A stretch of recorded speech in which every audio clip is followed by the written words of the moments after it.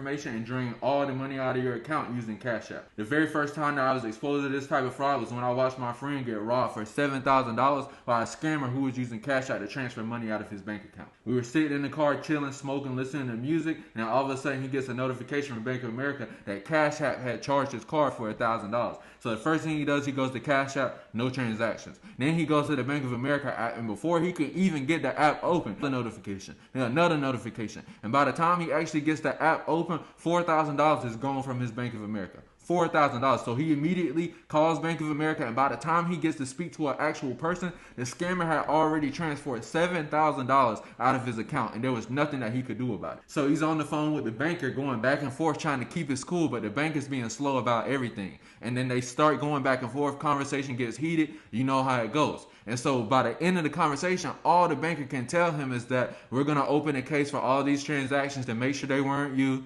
and we might be able to reimburse your money, we might not. So he gets off the phone and he's pissed. It takes him over 2 weeks to finally get the bank to reimburse him the money. But here's the catch. The scammer still got away with the $7,000. So the $7,000 that the bank reimbursed him with came out of the bank's insurance policy. So the scammer still won. The scammer still got away with $7,000. So that got us to talking and wondering, how are they doing this? How are scammers making this kind of money? And the things that we learned completely changed our life forever.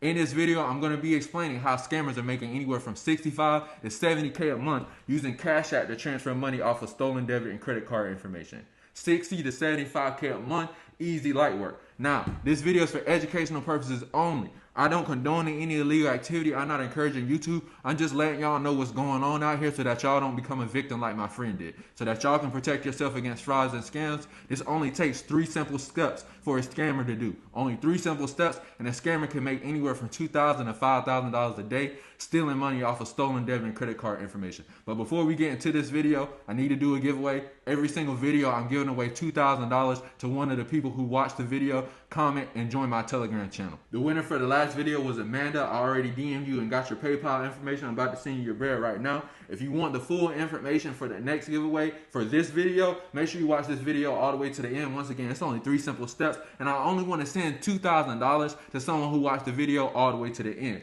And Amanda, I just sent you your money. Congratulations. Thanks for supporting the channel. If you want to be in it in the next giveaway and you want the details, make sure you watch the video to the end. I'm giving the details at the end. With that being said, let's jump right into it. But before we get into this video, I'm going to go ahead and get this giveaway knocked out. The winner for the last giveaway was Amanda. I already DM'd you, got your PayPal information. I'm about to send you your bread right now. And with that being said, let's jump right into this. Credit card fraud is at an all-time high right now.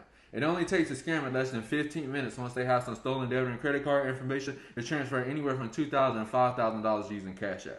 Step 1. Stealing your card details and personal information. In order for any of this to work, a scammer needs stolen debit and credit card information. And there's several different ways that a scammer can steal credit and debit card information, but the most popular way for a beginner level scammer to get stolen debit and credit card information is to buy them from a scammer who already has the equipment and software and the experience. So basically a beginner level scammer is going to buy them from a scammer who's advanced, who has the software, equipment, setups, phishing sites, etc. to steal stolen debit and credit card information or to steal credit card information in bulk. The scammer goes, they hits up their vendor, they buy some credit and debit card information, but if a scammer is going to be using them on Cashapp, the debit card information because it's Cashapp, they need to make sure it comes with the social security number and date of birth so that they can verify the Cashapp account. And that brings us to step 2, setting up the Cashapp account.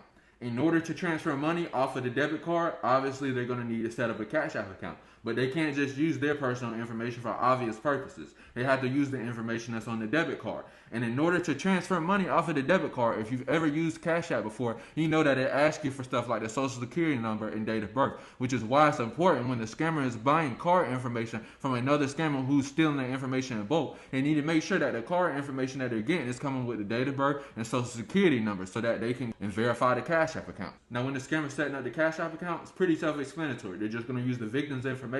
When they're asked for the debit card, they're going to put in the victim's debit card information. Once the scammer has verified the Cashapp account, Cashapp will now let them transfer funds off of the debit card. Now, sometimes, on rare occasions, Cashapp will ask the scammer to upload ID, but there's ways around that. But for the purposes of this video, I don't want this video to get taken down, and also I don't want to knock anyone's hustle or ruin anything that scammers have going on. But if you want to know how scammers are getting past the ID verification, join my Telegram channel. Go to our shop, click the product that says Cash App Kit, watch the video, thank me later. Now that the scammer has completely verified the account, got past the ID verification, now they have a completely verified Cash App account that they can transfer money off of the debit card with. And that takes us to step 3, transferring the money.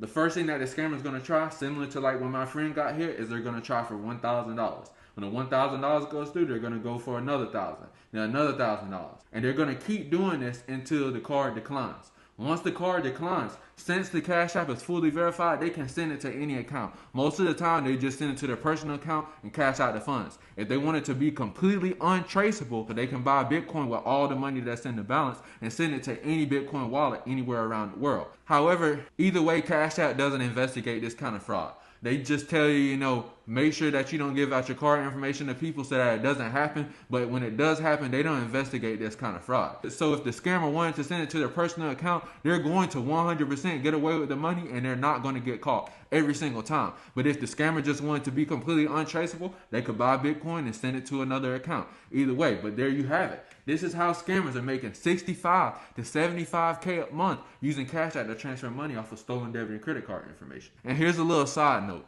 When it comes to credit card fraud with the bank and debit card fraud with the bank, they're not investigating anything under $50,000. They're just going to reimburse the customer, give them back their money. But anything that's under that is a petty loss. $5,000 is nothing to the bank. $5,000 is nothing to the feds. A lot of people don't know this, but in order to investigate a $5,000 loss, it's going to cost the feds more than $5,000, way more than $5,000 to actually investigate it. So that being said, they're not worried about any of the petty stuff that's on Cash App, all these little PayPals, anything under 50. The feds and the bank, they don't care about it. It's a petty loss. Also, all banks have insurance to cover these type of losses, so it's nothing to them. When they get the loss, they report it to their insurance, the customer gets reimbursed, as simple as that. And so with that being said, with this loophole, scammers are making lots and lots of money. Now, this video is for educational purposes only. I'm not encouraging you to go do any illegal activity. Scamming is bad. If you have less than $1 million to your name, then I wouldn't recommend that you try scamming. It's not a good thing to do. This video is for educational purposes only. And there you have it. If a scammer wants to make $2,000 to $5,000 in less than 5 minutes, they only have to follow those 3 steps. Now, for the giveaway that I talked about at the beginning, every video until I reach 1,000 subscribers, every single video, I'm sending $2,000 to one of the first 100 people to comment, like this video, and join my Telegram channel. If you're on TikTok, Instagram, or